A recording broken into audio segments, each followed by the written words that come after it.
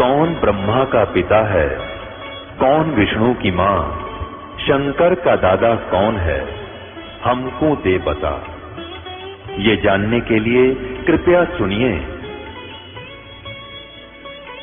जगत गुरु तत्वदर्शी संत रामपाल जी महाराज के अमृत वचन सर्व पवित्र धर्मों के पवित्र शास्त्रों के आधार पर।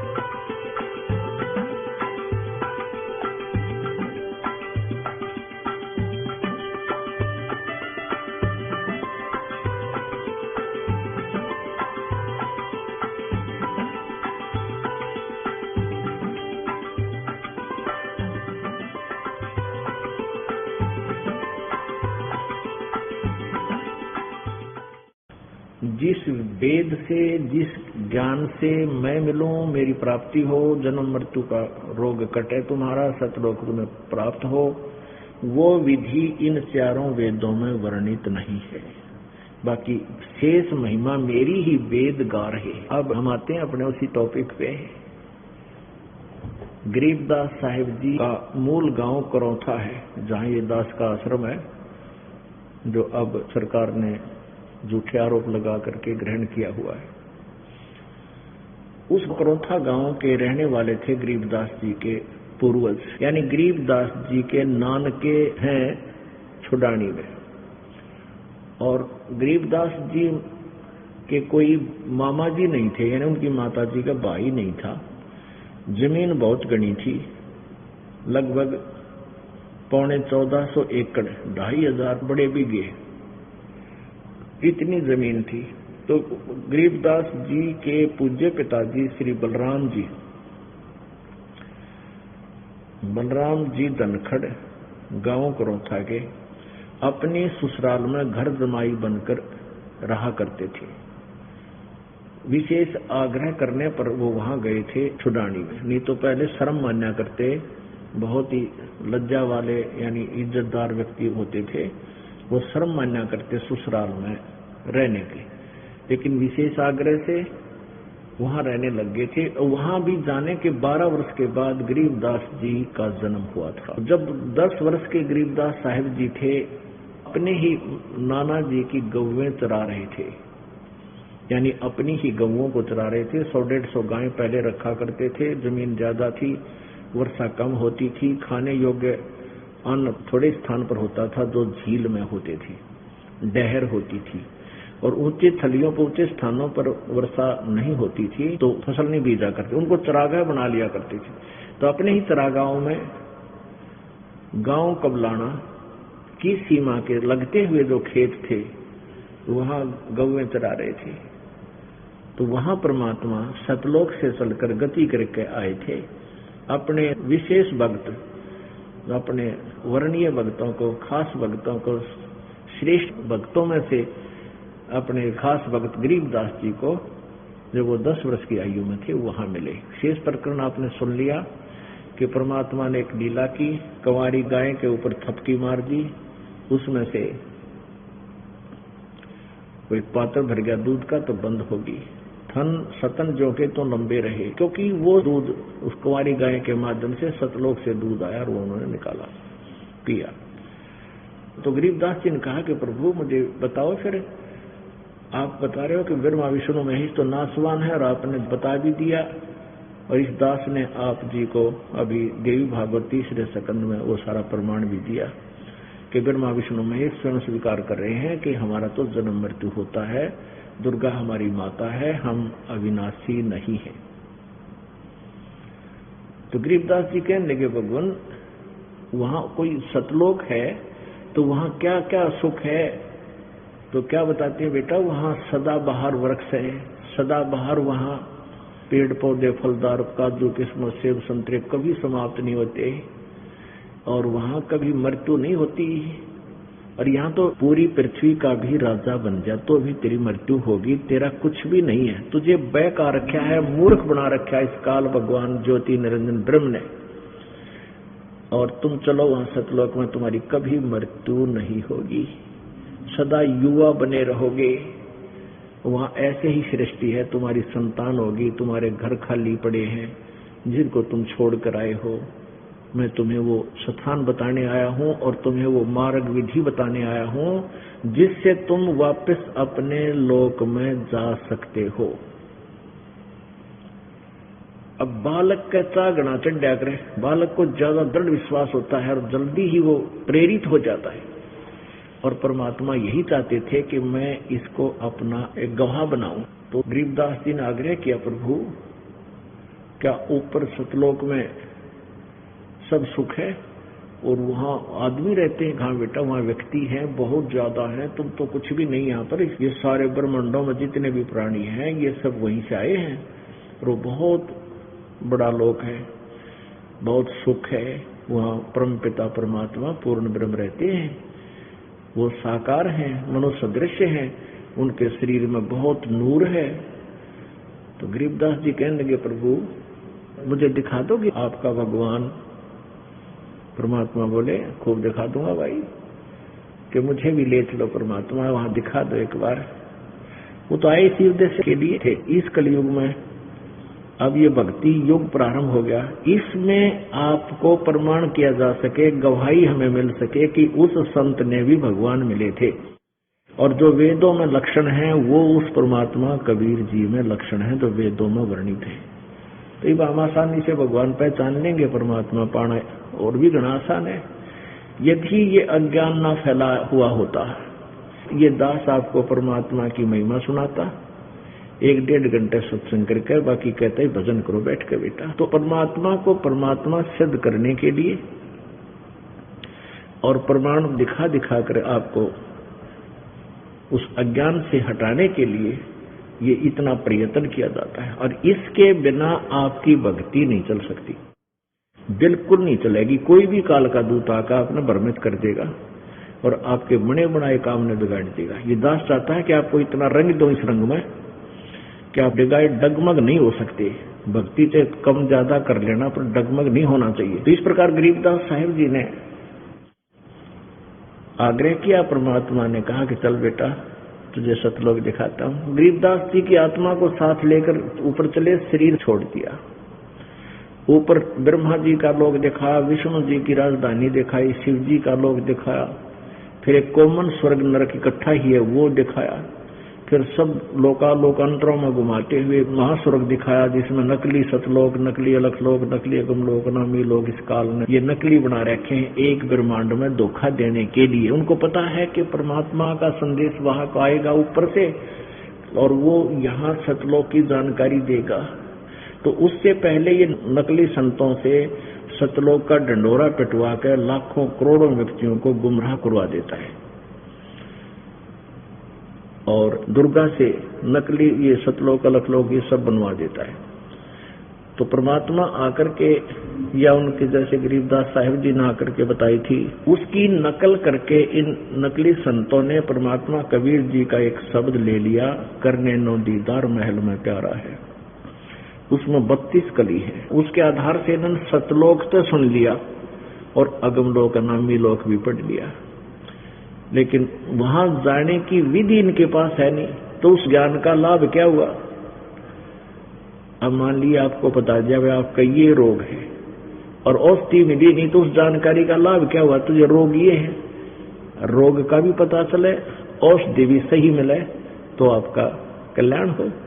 तो इन नकली संतों पंथों के पास 2-3 पंथ है, राधा स्वामी पंथ, धन धन को सतगुरु पंथ, ये जय गुरुदेव पंथ और ये ठाकुर सिंह बड़ा पंथ, ये सारे नकली पंथ है। इनमें नकली 5 नाम दिए जाते, ये 5 नाम काल के धन धन सतगुरु पंथ, इसमें 5 की बजाय 3 कर दिए और तीनों पर्यायवाची शब्द हैं उस अविनाशी परमात्मा की महिमा के। अकाल मूर्त, शब्द स्वरूपी राम और सतपुरुष। अकाल मूर्त का अर्थ है जिस परमात्मा की मूर्ति यानी साकार शरीर का कभी नाश ना हो, कभी काल ना आवे। अकाल मूर्त मीन अविनाशी परमात्मा। और शब्द स्वरूपी राम, शब्द कभी नष्ट नहीं होता। शब्द इसलिए मालिक की अविनाशी परिभाषा को सिद्ध करता है। शब्द स्वरूपी यानी अविनाशी परमात्मा, राम कहो परमात्मा कहो। और फिर सतपुरुष, पुरुष माने परमात्मा, सत्य माने अविनाशी, अविनाशी परमात्मा। अब ये तो वो रटना होगी, जल पानी नीर, जल पानी नीर, जल पानी नीर करते रहो सारी उम्र, कदे भी ना मिला जल पानी नीर। जल कहो चाहे पानी कहो चाहे नीर कहो, वो मिला कैसेगा? ऐसी रटना से नहीं, उसकी विधि अलग है।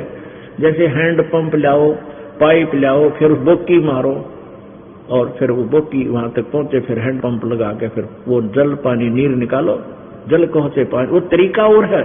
उस अमर पुरुष, सत्य पुरुष, उस अकाल मूर्त को पाने की विधि इस दास के पास है। इन 3 नामों का बार बार गुणगान करने से कुछ नहीं मिलेगा।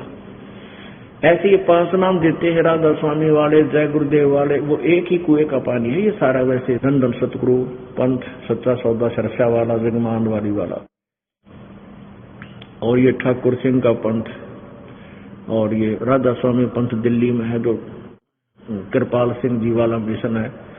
ये सारे एक कुएं का पानी के 5 नाम देते हैं। और वो 3 नाम बदल दिए, वो उसी ज्ञान पर आधारित है जो शिवजाल जी का मूल ज्ञान है। और शिवजाल जी ने कह का भी नहीं पता, अध्यात्म ज्ञान का कति कह भी नहीं मेरा। शिवजाल जी को राधा स्वामी पंथ के प्रवर्तक कहलाते हैं, आगरा वाले। अपने आत्मा ये दास इसलिए बुरा लग गया है कि मैं सच्ची कहता हूं, और सच्ची कहना स्वीकार्य होता नहीं, पर हो जाएगा उसका बेड़ा पार है। अब जिसने यह सच्चाई सहन होगी और अपने सदग्रंथ दोबारा देख लेंगे तो उनका कल्याण हो जाएगा। अब जैसे नकली डॉक्टर होता है ना, वो नकली काम कराया करे। जैसे एक भगत का मारा चोट लग गई थी, काफी साल पहले की बात है, एक बूढ़ा सा रहा करता, तो एक नकली डॉक्टर दौड़ा जाता, वो जाते बूढ़ा कहता है मर गया, वो बूढ़ा हाथ आदमी था जिसको चोट लगी, हाय मर गया, वो छेड़ता। तो क्या करता, पट्टी तारी, वैसे ही दवाई डाली, पट्टी नो बांध के भेज देते। 1 महीना हो गया, उसका कोई आराम नहीं। तो एक डॉक्टर आ गया कुदरती हमारे आश्रम को देखने के लिए। वो बोला बुढ़े क्या हो गया? जिसके ऐसे पैर में दर्द, 1 महीना हो गया, चोट लग रही है, ठीक नहीं है। उसने देखा रहा तो बांस उठ रही है, पट्टी ठीक नहीं कर रखी। उसने उसी समय सारी दवाई घर से जाकर लाया और एकदम पट्टी पाड़ के, क्योंकि दर्द हुआ था, वो उपाड़न नहीं दिया था, वो ऊपर दवाई लाकर चेप दे था। और 2 दिन ना दिखा क्या टांग कट्टा इस बुढ़े की। तो उसने क्या करा, एकदम वो पाड़ी, बुढ़ा चिल्लाया तो जरूर, एक बार रोया, और फिर उसका सारा मवाद निकाल के धो के उसको सब पट्टी कर दी। तीसरे दिन उसका घाव भरने लग गया, 1 हफ्ते में कति स्वस्थ हो गया। अब एक बार दर्द जरूर हुआ उस पट्टी के पाड़न तय, लेकिन उसकी टांग बच गई। ऐसे पुण्यात्माओं, ये दास आपकी ये पट्टी पाड़ रहा है जो इन्होंने नकली दवाई ला के और तुम्हें मीठी कोड़ी दे के जख्म बना दिए, तुम्हारे जीवन को नष्ट कर दिया इन नकली संतों ने। तो यह पट्टी एक में पाटने का दर्द होगा, फिर देखना रोज जख्म भरेंगे आपके, और आप गुण गाया करोगे को हो ना तो मर गए थे कति, ये ज्ञान ना सुनते तो पुण्यात्माओं, ये नकली संत पंथ जो हैं ये सतलोक की महिमा गाते हैं। इन कह का बेरा नहीं सतलोक हो सके, ये सतनाम क्या है, सतपुरुष क्या है, सार शब्द क्या है। अब एक ही समझदार को एक संकेत बहुत होता है, और किसी ने सामान खरीदना है तो एक बोरी में एक परखी मार के, परखी होती है एक लोहे की, आगे से पैनी सी, बीच में थोड़ी सी पाइप मुड़ी हुई, उसको बोरी में घुसो देता है सौदा करने वाला सौदागर। तो उसमें कुछ कणक निकल आती है बाहर, उस कणक को देख लेता है, तो उस बोरी में वो सामान है, 2-3 जगह मार लेगनी करता है तो उसको पता लग जाता है इसमें ऐसी कणक है, तो उसी रेट का वो कर लेता है उसे सौदा। तो आपको राधा स्वामी वालों की एक परखी ला के दिखा देता हूं, फिर आपने पता लग जाए इनके पास के माल है। दास का प्रयत्न यही रहता है कि प्रत्येक बार प्रत्येक पॉइंट पर कोई प्रमाण दूं आपको। दास की वैसी मौखिक कथा तो कुनीन है, और इस कुनीन को वही खा सकता है जिसने रोग कटवाना है। जो समझदार होते हैं वो तो खाएंगे, उनको तो आवश्यकता नहीं किसी वस्तु की, लेकिन इतना उनको भी आवश्यकता होगी कि सचमुच हम जो टेबलेट खा रहे हैं वो कुनीन नहीं है, वो ज्ञान नहीं है हमारे वैद्य को जिससे हम दवाई लिए। इतना प्रमाणित करने के लिए उनका ये डिफरेंशिएट करना पड़ता है। ये देखिएगा सारवचन वार्तिक, यहां देखो, सारवचन राधा स्वामी वार्तिक, हजूर स्वामी जी महाराज, राधा स्वामी सत्संग व्यास। प्रकाशक है जगदीश चंद्र सेठी, सेक्रेटरी राधा स्वामी सत्संग व्यास, डेरा बाबा जयबल सिंह, पंजाब। ये कहां से छपी है? पब्लिश्ड बाई, ये सेक्रेटरी, और ये नीचे printed by, printed in India by Lakshmi offset printers, Delhi से। ये भूमिका में देखना क्या लिखा है इन्होंने। सारवचन राधा स्वामी वार्तिक हजूर स्वामी जी महाराज के वचनों का संग्रह है। ये वचन सत्संगों तथा अन्य चर्चाओं के दौरान सत्संगियों ने नोट किए थे। स्वामी जी महाराज के परम धाम सिधारने के कुछ वर्ष बाद इनका संग्रह करके पुस्तक रूप में छपवाया गया। सन 1902 में बाबा जयमल सिंह जी महाराज ने सारवचन राधा स्वामी वार्तिक को पहली बार गुरमुखी लिपि में छपवाया। प्रस्तुत पुस्तक, यह जो वर्तमान पुस्तक है, प्रथम गुरमुखी संस्करण के अनुसार है और अब इसका हिंदी संस्करण प्रकाशित किया जा रहा है। आगे देखिए। स्वामी जी महाराज का शुभ नाम सेठ शिवदयाल सिंह जी था। आपने 25 अगस्त सन 1818 में आगरा शहर में जन्म लिया। आपके पिताजी का नाम सेठ दिलवाली सिंह जी था तथा माता जी का नाम महामाया जी था। आपके पूर्वज पंजाब के रहने वाले थे तथा घर में गुरु ग्रंथ साहिब का पाठ किया जाता था। आपके माता पिता हाथरस के प्रसिद्ध संत तुलसी साहिब के भगत थे। स्वामी जी ने भी, यानी शिवदयाल जी राधा स्वामी पंथ के प्रवर्तक ने भी, स्वामी जी महाराज ने भी तुलसी साहिब की काफी संगति की थी। बचपन से ही स्वामी जी महाराज का रुझान अध्यात्म की ओर था।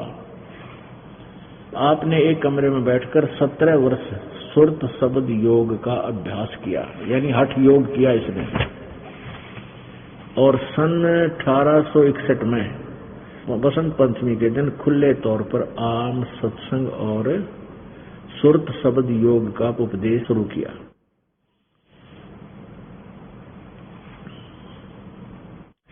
ये जो पुस्तक हम पढ़ रहे हैं, ये सत्संग वचन है शिवदयाल जी महाराज, फाउंडर ऑफ राधा स्वामी पंथ। और इस राधा स्वामी पंथ से ही धन धन सतगुरु, सच्चा सौदा, सिरसा और जगमाल वाली 2 पंथ अलग से बने हुए हैं, उसी से निकले हुए। क्योंकि बाबा जयमल सिंह जी का उत्तराधिकारी संत थे बाबा सावन सिंह जी। बाबा सावन सिंह जी के शिष्य थे बिलोचिस्तानी सामस्ताना जी, जिनका नाम श्री खेमामल जी था। और उन्होंने सिरसा में आकर के अपना अलग से ये स्थान बनाकर वहां प्रचार शुरू कर दिया। और आप ही ये नामदान करने लगे। आगे आके 5 नाम भी छोड़ दिए, 3 नाम देने लगे। सावन सिंह जी उनके गुरुजी थे और सावन सिंह जी के ही चेले थे कृपाल सिंह जी, तो दिल्ली में आकर के उन्होंने अलग से राधा स्वामी पंथ का डोल पीट दिया। पता कह भी कोई नहीं इनको। जब शिवदयाल जी को ज्ञान नहीं थे, इनको ज्ञान कहां से होगा? अंडरस्टूड है। अगर हमारे कबीर साहिब जी के ज्ञान कोई फेल कर देता है तो हमें ज्ञान कहां से आया? कबीर साहिब क्या अनुयायी बने बैठे? तो कबीर जी का ज्ञान फाइनल ओके है तो हमारा ज्ञान वही है जो कबीर जी वाला है। तो इसलिए हमारा ज्ञान सही है, क्योंकि हमारा कबीर जी का ज्ञान वेदों ने समर्थन किया है, उनकी महिमा वेदों ने गाई है। तो अब शिवदयाल जी को कितना ज्ञान था इसको देख लो, फिर पता लग जाएगा। इनको कह पता नहीं था सतलोक और सचखंड का। ये काल के द्वारा प्रेरित पंथ है, सारा काल साधना है और सभी काल के जाल में पक्की तरह जकड़ रखे हैं। अब सुनने को तैयार नहीं श्रद्धालु, क्योंकि 2-3 पीढ़ी बीत गई, परंपरा सी पड़ गई। जैसे हम साला सर या बाबा श्याम जी की पूजा करते, अब वो छोड़नी मुश्किल हो रही है, वो छोड़नी पड़ेगी। ये साधना ग्रहण करनी पड़ेगी यदि कल्याण चाहते हो। दास कोई आपका शत्रु नहीं, विशेष मित्र समझ लेना। और सभी गाली दे रहे हैं, मुझे बुरा बता रहे हैं, क्योंकि बुरा न्यों बता रहे हैं जो पैतर हैं या आचार्य हैं, गुरु हैं, उनको पता लग गया कि तुम फेल हो लिए, तो वो अपने अनुयायियों को कहते हैं वो झूठ बोलता है रामपाल, वो तो झूठा है, उसकी बातें मत सुनना। उनका तो उद्देश्य है जनता को काल के जाल में फंसा के रखना, वो तो पक्के दूत है। नहीं तो सामने प्रत्यक्ष प्रमाण आपका दिखा रहा हूं, मान लेना चाहिए, इन गुरुओं को भी मानना चाहिए, इन प्रीतरों को भी मानना चाहिए। महापाप के भागी बनेंगे, इस दुनिया को बोली आत्माओं को काल के मुंह में डाल के इसे निकालना परम कर्तव्य है, और परमात्मा इसको सफल करेंगे, क्योंकि उन्होंने पहले ही कहा था कि इस समय आने पर हम कलयुग की जो पिछली पीढ़ी होगी उस समय इस पूरे विश्व में इस सत्य को फैलाएंगे। और परमात्मा ने कहा कि उस समय सभी आत्माएं पहचानेंगी अपने भगवान को और तुरंत ग्रहण करेंगी, कि वो सब बुद्धिमान और शिक्षित होंगे, सद्ग्रंथ सामने होंगे, स्वयं पढ़ेंगे और समझेंगे और निकलेंगे काल के जाल से। अब देखो, अब राधा स्वामी दयाल की दया, वही पुस्तक चल रही है सारवचन वार्तिक, व्यास से छपी हुई। राधा स्वामी दयाल की दया, राधा स्वामी सहाय, खुलासा उपदेश हजूर राधा स्वामी साहब का, यानी शिवदयाल जी को राधा स्वामी कहने लगे भी है। यहाँ देखो, सिर्फ काम इतना है कि इंसान यानी मनुष्य अपनी सूरत यानी रूह को, उसके खजाने निकास यानी मुकाम सतनाम और राधा स्वामी में। अब देखो, मुकाम माने स्थान, स्थान सतनाम को स्थान कह रहे, राधा स्वामी को भी स्थान कह रहे। आगे चलो, वचन नंबर 3 में क्या लिखा है, जितने आचार्य और महात्मा और अवतार और पैगंबर हर एक मजहब में हुए हैं, वे सब अपने अभ्यास के जोर से अंतर में तरफ मुकाम असली के चले, असली स्थान की ओर चले, पर सब के सब धुर स्थान नहीं पहुंचे। मुकाम माने स्थान। सो बहुत से तो मंजिल पहली यानी पहले स्थान पर, दूसरे कोई दूसरी मंजिल दूसरे स्थान पर, और कोई बिरले साध और प्रेमी मंजिल तीसरी तक पहुंचे, तीसरे स्थान तक। सिर्फ संत मंजिल 5वीं यानी सतनाम पर पहुंचे, सतनाम स्थान है यहाँ पर। और कोई बिरले संत मंजिल 8वीं यानी राधा स्वामी पद तक पहुंचे। ये राधा स्वामी पद 8वां स्थान है। और यहाँ तो पद अड़ा दिया ना, यहाँ सीधा लिखा है यानी मुकाम सतनाम और राधा स्वामी में, या सतनाम राधा स्वामी स्थान में पहुंचे। राधा स्वामी भी स्थान और सतनाम भी स्थान, ये मुकाम माने स्थान। अब देखना, ये तो आपने पढ़ा 13 और 14 पृष्ठ पे, सारवचन वार्तिक पहला भाग। अब प्रश्न नंबर 15 को पढ़िए। चौथा वचन, अब समझना चाहिए कि राधा स्वामी पद सबसे ऊंचा स्थान है। ये पद भी अब तो स्थान ने बोल दिया, राधा स्वामी पद सबसे ऊंचा स्थान है, मुकाम माने स्थान है। और यही नाम कुल मालिक और सच्चे साहिब और सच्चे खुदा का है। ये असली नाम है उस सच्चे खुदा का, राधा स्वामी। इनका कहना, इसका नाम भी राधा स्वामी है, धाम का, स्थान का। और इस स्थान से 2 स्थान नीचे सतनाम का मुकाम है। यहाँ तो सतनाम को स्थान कह रहे थे, नीचे सतनाम का मुकाम है, यानी स्थान का स्थान है। ये समझो, इनकी उवाबाई देखो कि इस सतनाम के विषय में फिर डिफाइन किया, आगे खोल कर बताया है महापुरुष शिवदयाल जी ने, राधा स्वामी पंथ के प्रवर्तक ने। इस सतनाम की, जिसको संतों ने सतलोक भी कहा सतनाम को, सचखंड भी इसी को कहा सतनाम को, और सार शब्द और सत शब्द और सतनाम और सतपुरुष करके बयान किया है। अरे तरह गजब भैया, सतनाम के विषय में आगे डेफिनेशन डिफाइन कर रहे हैं कि जिसको संतों ने सतलोक, सतनाम को सतलोक भी कहा है, सचखंड भी, इसी को सार शब्द, इसी को सत शब्द और इसी को सतनाम और इसी को सतपुरुष करके बयान किया है। ये महाराज शर कर रखा है इन्हें, तरह गजब भैया। घोड़ी आत्मा फसादी काल के जाल में भी इनको समझाना दुर्लभ हो रहा है हमारे लिए। किस तरीके से समझाएं बड़ी आत्माओं को। ये 3 नकलियों को बड़े महापुरुष मान बैठे, जैसे शुद्ध पुरुष मिलते धुर मंजिल पर पहुंचा करते। ये पहुंचे कहाँ गए, इनको ज्ञान में कोई नहीं। वो सतलोक की चीज है, सतनाम वस्तु है, कोई मंत्र है या कोई स्थान है या कोई भगवान का नाम है, इन्हें कहेंगे ना मेरा। ये सतनाम, यही सचखंड, ये सतपुरुष, ये सतलोक, और ये सार शब्द, और ये सार नाम, और ये सतनाम, और ये स्थान, कितने सिर पैर भी नहीं इस व्याख्या का। अपने आत्मा जैसे किसी ने जिंदगी में कार देखी ना पेट्रोल, कोई अवसी जंगल में पड़ा है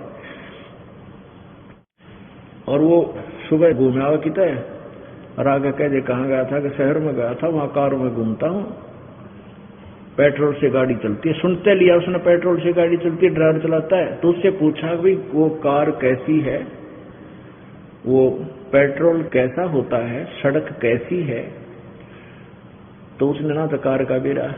वो क्या व्याख्या कर रहा है कि कार, पेट्रोल भी कार कोई कहते हैं, ड्राइवर भी कार कोई कहते हैं, और सड़क भी कार कोई कहते हैं, और शहर भी कार कोई कहते हैं। तो उसने जिंदगी में कभी कार देखी है, बैठना भी बहुत दूर की बात होगी। उसने जर्नल नॉलेज भी नहीं है उसके बारे में, बैठने वाला तो बहुत कुछ जानकारी देगा, उसके मोटे मोटे स्पेयर पार्ट्स भी बता देगा। तो इस राधा स्वामी पंथ के प्रवर्तक शिवदयाल जी महाराज का योग ज्ञान है, जो कति एक अन्य का नहीं, कैखे का पता नहीं इसको अध्यात्म ज्ञान में, और ये करोड़ों व्यक्तियों को वो तुरंत हो गई, क्योंकि हम श्रद्धालु हैं, हमें भगवान की आवश्यकता है। और जिसने डॉक्टर का बोर्ड लगा रखा है वो बड़ा लंबा चौड़ा, और वहां तो मरीज दुखी जागा ही जाएगा, आगे वो किसी नीम हकीम कैसी टेबलेट देगा वो खाएगा भी खाएगा, वो मरो चाहे जियो उसको पता ही नहीं। तो ये नकली वैद्य की बोर्ड लाए बैठे थे, नकली गुरु बने बैठे थे, इन्होंने सब मनुष्यों के जीवन खा लिए, इन्हें बर्बाद कर दिया, नाश कर दिया पूरे मानव समाज का।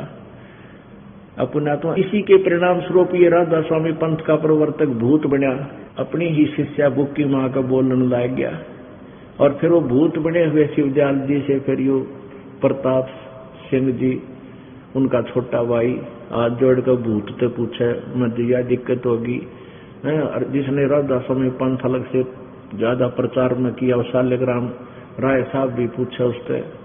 तो पुण्यात्माओं यही कारण है कि ये दास सच्ची बतावे और लोग मैंने गुंडा बतावे, इसलिए गुंडा बतावे है कि मैं सच्चाई कह रहा हूं।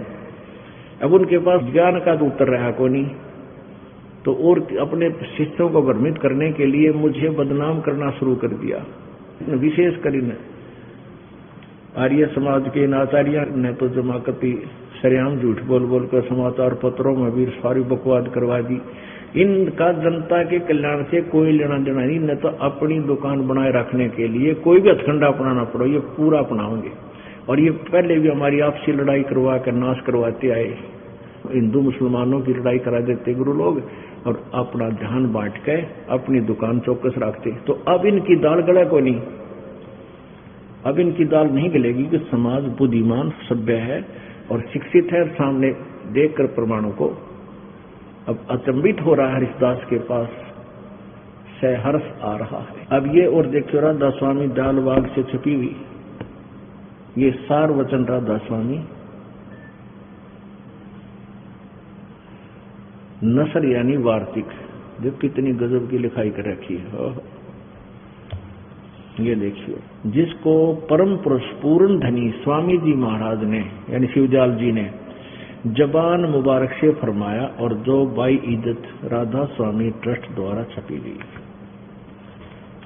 प्रकाशक है राधा स्वामी ट्रस्ट,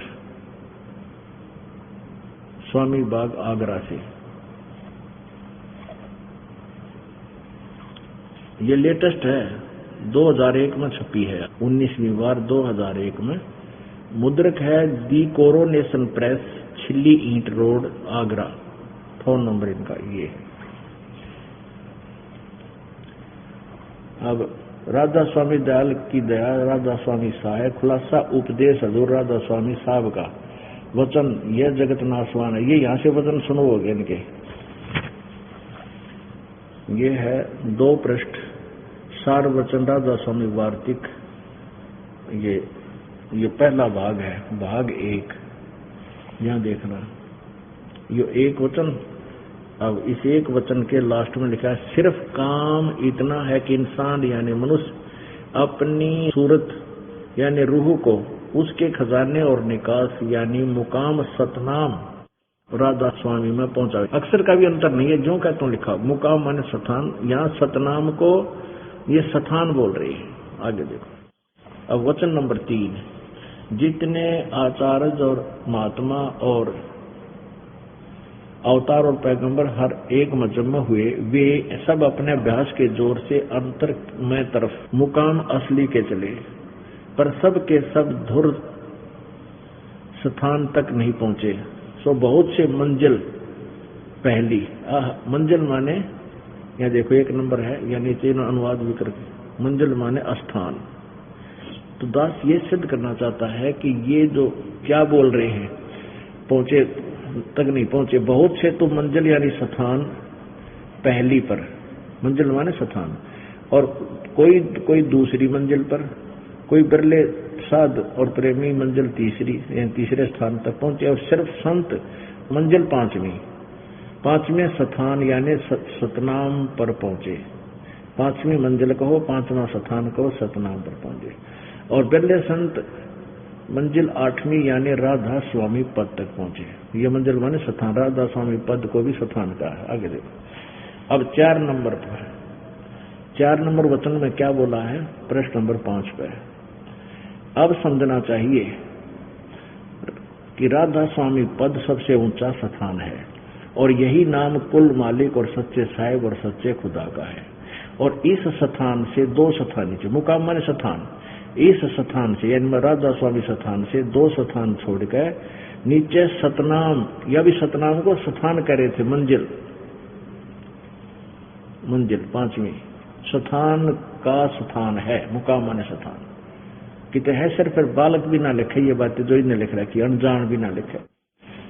कि इस सतनाम के बारे में डिफाइन किया कि जिसको संतों ने सतलोक और सचखंड और सारसबद और सत्सबद और सतनाम और सतपुरुष करके बयान किया है। इस सतनाम को ऊपर गाटा जोड़ा भी ना, सतनाम को डिफाइन करने लगे ये महापुरुष शिवदयाल जी, कि जिसको संतों ने, सतनाम मुकाम है जिसको संतों ने सतलोक, सचखंड, सारसबद और सत्सबद और सतनाम और सतपुरुष करके बयान किया है।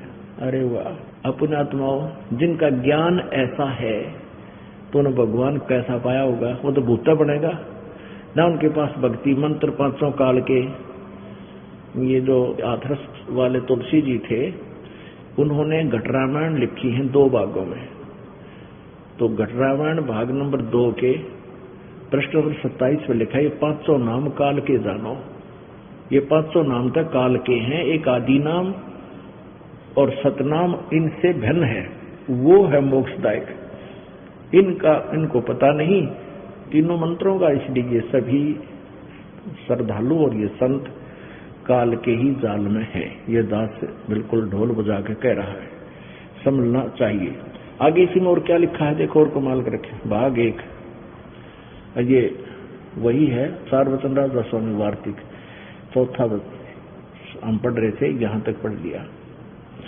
अब यहाँ राधा स्वामी पद को अकह अनाम भी कहते हैं, क्योंकि यही पद अपार और अनंत और अनादि है, और बाकी के सब मुकाम इसी से प्रगट यानी पैदा हुए हैं।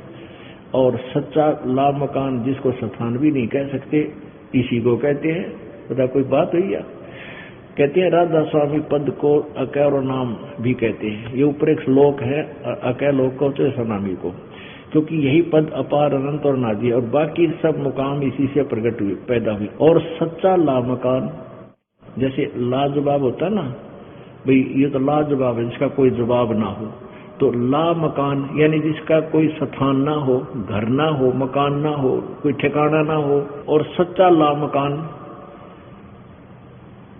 जिसको स्थान भी नहीं कह सकते और इसी को कहते हैं, यानी जिसको स्थान भी नहीं कह सकते और इसी को स्थान भी कहते हैं। आप सारी उम्र पढ़ लियो, एक सेंटेंस की कितना सेंस बता देता है। ये तो दास पर मेहर हुई है ताकि आपको सरल करके आपके समक्ष रख दिया। आपका शीघ्र कल्याण हो जाएगा परमेश्वर कबीर जी की कृपा से। पुण्यात्माओं, इस प्रकार परमात्मा का जो ज्ञान है सच्चे सतगुरु से ही प्राप्त होता है। परमात्मा स्वयं सतगुरु बनकर आए थे काशी बनारस में 120 वर्ष रहे, फिर भी रह रहकर आते रहते हैं। जैसे वेद बताते हैं ये लीला कबीर जी ही करते हैं। और गरीबदास जी को सतलोक लेकर गए।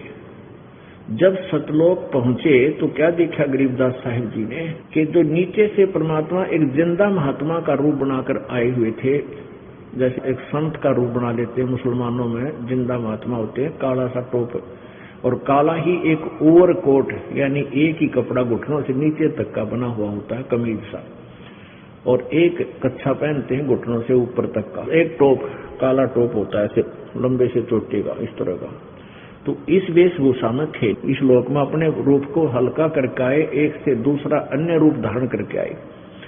तो गरीबदास जी जब ऊपर गए कबीर परमेश्वर के साथ साथ जिंदा वाले रूप में, तो क्या देखा कि वो सतलोक के लास्ट प्लेस पर, यानी तीसरे स्थान पर, अंतिम छोर पर एक बहुत बड़ा गुंबद है, बहुत बड़ा गुंबद बना हुआ। उसके अंदर परमात्मा एक बहुत बड़े सिंहासन पर विराजमान थे और उनका शरीर इतना तेजों में था, करोड़ सूर्य मिला दे, करोड़ चंद्रमा मिला दे तो भी उनकी रोशनी एक रोमकूप के सामने फीकी हो।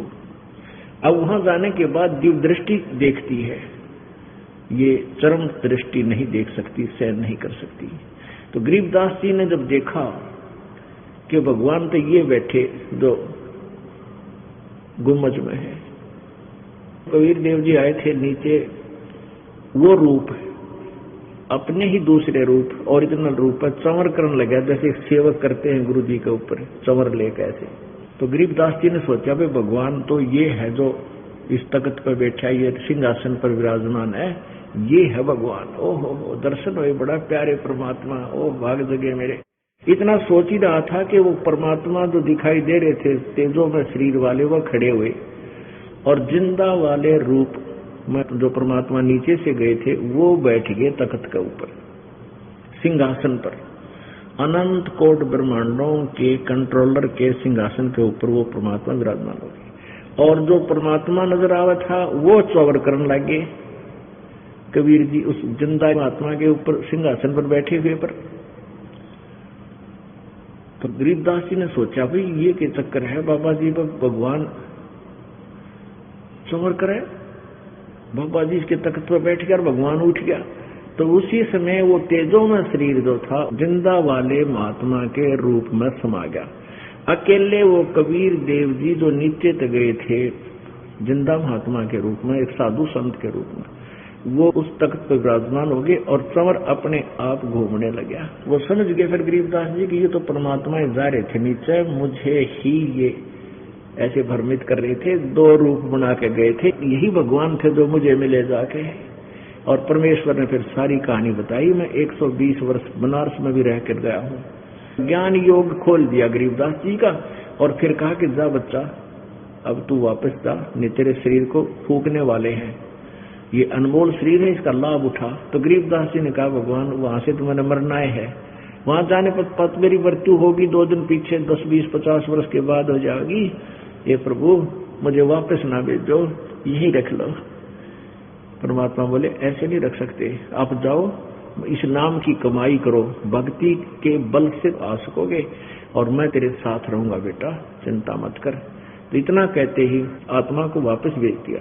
उस समय गरीबदास जी के सचोल शरीर को फूकने की तैयारी कर रहे थे, चिता पर डाल रखा था, अग्नि लगाने ही वाले थे, इतने में उनका शरीर में कंपन हुई। ऊपर जो बांध रखे थे अर्थी के ऊपर का रस्सी अपने आप टूट गई और गरीबदास जी खड़े हो गए। उसके बाद परमात्मा की आंखों देखी महिमा की वाणी बोलने लगे, बोलो सतगुरुदेव की। ब्रह्म पिता परमात्मा पूर्ण ब्रह्म सर्व सृष्टि रचनहार कुल मालिक कबीर देव कबीर साहब जी की असीम कृपा से हम सभी शुभ समागम सत्संग के अंदर एकत्रित हुए। परमात्मा बताते हैं अपनी महिमा आप ही बताकर हमें अपनी लीला से परिचित कराते हैं। मात पिता मिल जावेंगे, मात पिता मिल जावेंगे 184 माह, सतगुरु सेवा और बंदगी भाई फिर मिलन की ना। परमेश्वर हमें आकर के याद दिलाते हैं कि जिस संतान और संपत्ति में आप परमात्मा भूल चुके हो, मनुष्य जीवन पाकर के यदि तुमने परमात्मा की साधना नहीं की, आत्म कल्याण नहीं करवाया, मनुष्य जीवन व्यर्थ है। परमात्मा कहते हैं इस संसार में यदि कोई दुर्लभ वस्तु है तो सत्संग है। इस संसार में यदि कोई दुर्लभ वस्तु है तो सत्संग है। और सत्संग सतगुरु ही कर सकता है। सतगुरु मीन सच्चा गुरु। ये नकली गुरु ज्यादा है, करोड़ों अरबों नकली गुरु हैं, इसलिए सतगुरु कहा गया है। जो सच्चा यथार्थ ज्ञान प्रदान करता है वो सतगुरु है। और सतगुरु के बिना ये काल के दूत, नकली गुरु, झूठे गुरु अधिक हैं, इसलिए सतगुरु कहा जाता है। परमेश्वर स्वयं आए थे, उन्होंने सतगुरु की भूमिका अदा की थी। वो प्रत्येक युग में आते हैं। सतयुग में उनका नाम सतसुकृत होता है, त्रेता में उनका नाम मुनिंदर होता है, द्वापर में परमेश्वर अपना करुणा में नाम लेकर के आते हैं, और कलयुग में वो अपने यथार्थ नाम से कबीर देव, कबीर साहब, अल्लाहू अकबर, उस कबीर नाम से वो प्रसिद्ध होते हैं। उसमें भी सतगुरु एक ही थे, कबीर जी ही थे, अन्य सतगुरु नहीं थे। उनके पास यथार्थ ज्ञान नहीं था, वह झूठे गुरु थे। जितने भी ऋषि थे, ब्राह्मण थे, गुरु थे, वो सभी नकली थे। और वर्तमान में भी यही स्थिति है।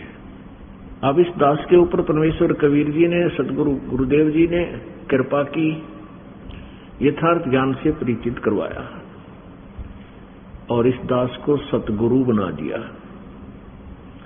कबीर देव जी तो बने बनाए सतगुरु हैं, वो तो सारी सृष्टि के रचनहार हैं, और इस दास को भी ज्ञान योग दे करके, खोल करके सदगुरु बना। तो पुण्यात्माओं, इस संसार में, इस ब्रह्मांड में यदि कोई चीज दुर्लभ है, सत्संग है। और सत्संग सतगुरु ही किया करते हैं, और कोई सत्संग नहीं कर सकता। बकवाद तो कितनी किस्से पर करवा लो, नाचना गाना करवा लो, और इधर उधर की मीठी बातें कितनी बनवा लो, परंतु उनके पास सत्संग नहीं है।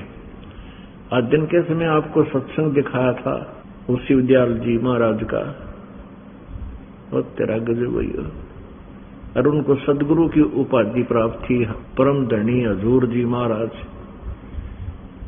तो यहाँ परमात्मा अपनी एक ही वाणी में स्पष्ट कर देते हैं कि माता पिता मिल जाएंगे इस 184 माह। जैसे पशु पक्षी के, हम मान लीजिए कुत्ते के गर्दनम होगा तो वहां माता पिता, पक्षी बन जावांगे, पक्षी के गर्दनम होगा तो वहां माता पिता, गधे बनाएंगे वहां माता पिता, सब जगह माता पिता मिल जाएंगे। मनुष्य जन्म होगा तो भी माता पिता और बहुत मिल जाएंगे। लेकिन सतगुरु सेवा यानी सतगुरु सत्संग, ये मिलना बहुत मुश्किल है। और बंदगी ये फेर मिलन की ना, क्योंकि सतगुरु मिला नहीं तो मनुष्य जीवन ही नहीं मिलेगा। मनुष्य जीवन मिला तो फिर वो नकली गुरु बहुत घने पनप जाएंगे। तो यह कृपा मालिक ने आपके ऊपर की है। जो पुण्यात्मा इसमें रह रहकर पहुंच रहे हैं, ये विशेष कृपा पात्र हैं कबीर भगवान के, उस अल्लाहू अकबर के, उस कबीर देव परमात्मा की विशेष कृपा पात्र है।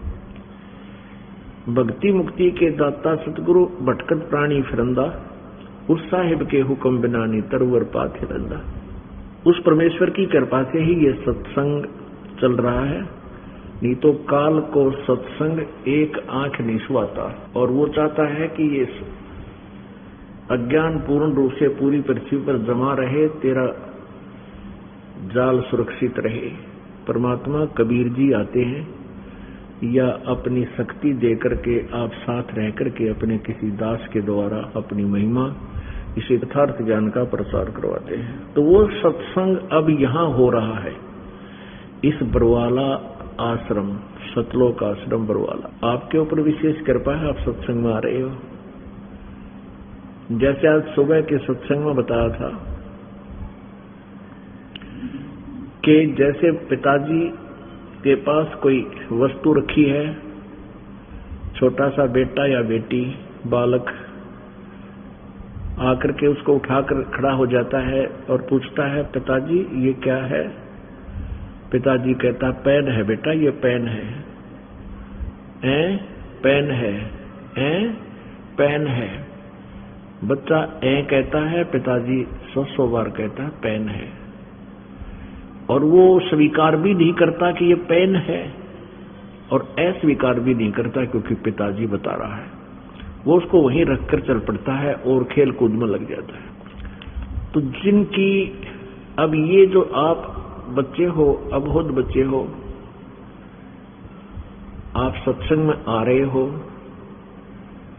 और दास जो ज्ञान दे रहा है परमात्मा के द्वारा दिया हुआ वो अनमोल ज्ञान आप तक उच्चारण करके पहुंचा रहा है, तो आपको ये बात तो यकीन होती जा रही है कि गुरुजी कुछ कह रहे अच्छा ही है। लेकिन जब तक यह नहीं मिटेगी तब तक ये बालक कुछ भी गलती कर सकता है। जैसे वो बच्चे को पेन का पूरा ज्ञान नहीं तो उसको अन्य वस्तुओं का भी ज्ञान नहीं। तो वो जैसे कहीं कोई सर्प है, उस सर्प को भी पकड़ देगा, वो उसको डस देगा, मृत्यु को प्राप्त हो जाएगा। और वो किसी बिजली के स्पार्किंग कर रहे तार को भी अच्छी वस्तु जानकर कैच कर लेगा, पकड़ेगा, वहां उसको भी डेंजर हो, खतरा हो सकता है। तो ये जो है, इस काल ने इतना आपको अज्ञानी बना दिया भक्ति मार्ग में, काल के दूता ने उल्टा ज्ञान भर दिया आपके अंदर। अब ये यथार्थ ज्ञान जब आपको सुनाया जाता है, आप पुण्य आत्मा है, उपदेश भी ले लिया है, और दास बार बार ये कहता है कि ये लोक पर आपका नहीं है, ये बच्चे संतान संपत्ति आपकी नहीं है। तो आप सुन भी रहे हो और आप अविश्वास भी नहीं कर रहे हो, क्योंकि परमात्मा की बताई हुई वाणी है। परमात्मा क्या बताते हैं? काया तेरी है नहीं, माया कहाँ से हो, चरण कमल में ध्यान रखो, इन दोनों को खो। जब तेरी काया ही नहीं है तो ये संतान और संपत्ति तेरी कैसे हो जाएगी? बोले आदमी, कुछ विचार कर। लेकिन इस बात को आप सुनते भी हैं और बार बार सुनते हो, लेकिन वह ना मिट्टी है, वह नहीं मिट्टी है आपकी। सुनते भी हो और असत भी नहीं मान रहे हो। तो उस को मिटाने के लिए आपको रह रहकर सत्संग में बुलाया जाता है, और जब तक आपकी नहीं मिटेगी आप कभी भी मार खा सकते हो। उसके लिए परमात्मा हमें रह रहकर बताते हैं। उसके लिए हमने परमेश्वर की उस अमृत वाणी को आधार बनाना पड़ेगा कि संसार आपका मूल ठिकाना नहीं है। परमात्मा हमें क्या बताते हैं? जैसे मोती ओस का ऐसी तेरी आवे, गरीब दास कर बंदगी बहुर न ऐसा दावे। आगे गए ना बावड़े रहते भी सब जहां, बिन परमेश्वर की बंदगी कहीं ठोड़ ठिकाना ना। हमारे जो पहले पूर्वज थे वो चले गए, उन्होंने आकर के हमें कुछ नहीं बता पाए कि हम वहां दुखी हैं या सुखी हैं, कहाँ गए, और शेष हैं ये भी चले जाएंगे। अब परमात्मा ने आकर बताया है कि बिन परमेश्वर की बंदगी की ठौर ठिकाना ना। जैसे आज आपके पास पूरी संपत्ति है, अच्छे संतान है, खूब बढ़िया सर्विस है, या कोई बिजनेस व्यवसाय है आपका, या कोई भी धंधा आप ठीक कर रहे हो, और पुण्यात्माओं एक सेकंड में मृत्यु हो जा, आपके कैसे हुए? ये आपके तो थे ही नहीं। आप कहते भूल लाग गई थी, एक मेरे हैं, मेरे होते तो रहते यहाँ पर, हम जा नहीं सकते, नहीं जाते, कैसे छोड़ जाते अपनों को। तो काल ने हमें या भूल भुलैया में उलझा रखा है। इस भूल भुलैया को समझाने के लिए परमात्मा रह रहकर हमें ज्ञान देते हैं और क्या याद दिलाते हैं, मन तो सुख के सागर बसरे, भाई और न ऐसा यसरे। परमात्मा कहते हैं 3 लोक का राज जय कोई जीव को देवे, 3 लोक का राज जय कोई जीव को दे, और लाख बधाई के करज नहीं नाम तेने।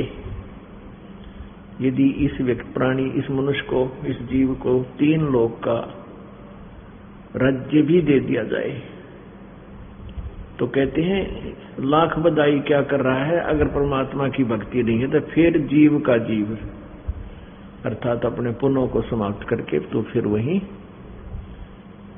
यही 84 लाख योनियों में सैर सपट्टे कर रहा होगा, कितना कुत्ता बन गए, कितना गधा बन गए, या अन्य पशु पक्षियों की योनियों में। मन तो सुख के सागर बसरे, भाई और ना ऐसा यसरे।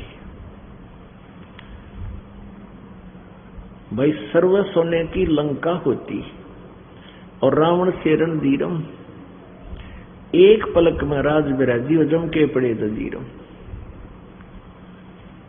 अब परमात्मा में क्या याद दिलाते हैं कि इतना तो धनी तू हो भी नहीं सकता जितना तू प्रयत्न कर रहा है, और जितनी आपकी सोच है बगैर ज्ञान के कि इतना कोठी बना दूं, ऐसा बना लूं, सभी का प्रयत्न है मैं घना धनी हो जाऊं। और धनी उतना ही हो पाता है जितना वो सोचता उससे कम ही रह जाता है, क्योंकि जैसा भी आपका प्रारब्ध में लिखा हुआ वही आपको मिल रहा है और वही मिलेगा जब तक आप पूर्ण परमात्मा कबीर देव परम अक्षर ब्रह्म की शरण में इस दास के माध्यम से नहीं आओगे। तब तक आपको प्रारब्ध ही मिलेगा, चाहे आपके पिछले संस्कारों से आप कितने ही, चाहे पूरी पृथ्वी के राजा भी बन जाओगे, लेकिन अन्य जो प्राणी हैं वो कितना प्रयत्न कर लो उनके भाग से अधिक नहीं मिलेगा। भाग्य से अधिक प्राप्त करने के लिए इधर उधर के हाथ पर मारोगे तो फिर आपके पाप कर्म बढ़ जाएंगे और वो पैसा नहीं रहेगा। वो जो पैसा आपके भाग्य में नहीं है और आपने इधर उधर से चोरी ठगी मिलावट 2 नंबर का काम रिश्वत वगैरह करके डाके मार के वो ले भी लिया, वो पैसा नहीं रहेगा, ये गारंटीड बात है। और वो पाप जो के तो रह जाएंगे जो उस पैसे को इकट्ठा करने में आपने किए, उनको भोगने के लिए आपके पास फिर बहुत ज्यादा कष्ट होगा। किसी का गधा बनेगा, कभी किसी का बैल बनेगा, फिर वो पूरे करने पड़ेंगे। और परमात्मा कबीर जी की शरण में आने के बाद आपको आपकी किस्मत से अधिक देगा भगवान, आपके भाग्य से अधिक देगा। उसके हाथ में कलम है मालिक के में, लेकिन वो देवेगा कैसे? जब आपकी सच्ची श्रद्धा परमात्मा में बन जाएगी।